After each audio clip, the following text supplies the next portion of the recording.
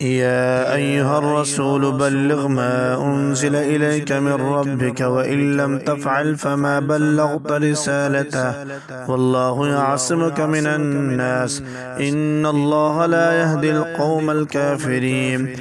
قل يا أهل الكتاب لستم على شيء حتى تقيموا التوراة والإنجيل وما أنزل إليكم من ربكم وليزيدن كثيرا منهم ما أنزل إليك من ربك طغيانا وكفرا فلا تأس على القوم الكافرين. إن الذين آمنوا والذين هادوا والصابئون والنصارى من آمن بالله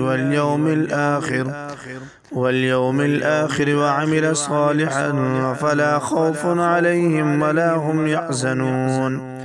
لقد أخذنا ميثاق بني إسرائيل وأرسلنا إليهم رسلا كلما جاءهم رسول بما لا تهوى أنفسهم فريقا كذبوا وفريقا يقتلون وحسبوا ألا تكون فتنة فعموا وصموا ثم تاب الله عليهم ثم عموا وصموا كثير منهم والله بصير بما يعملون.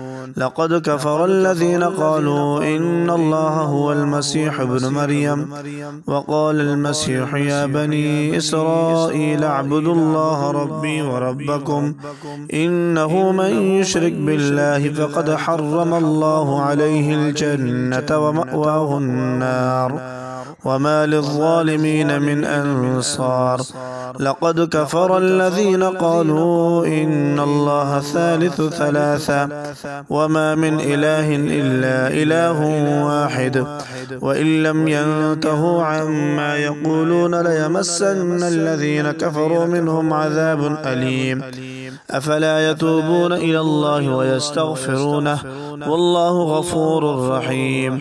ما المسيح ابن مريم إلا رسول قد خلت من قبله الرسل وأمه صديقة كانا يأكلان الطعام انظر كيف نبين لهم الآيات ثم انظر أنا يؤفكون. قل أتعبدون من دون الله ما لا يملك لكم ضرا ولا نفعا والله هو السميع العليم. قل يا أهل الكتاب لا تغلوا في دينكم غير الحق ولا تتبعوا أهواء قوم قد ضلوا من قبل وأضلوا كثيرا وضلوا عن سواء السبيل.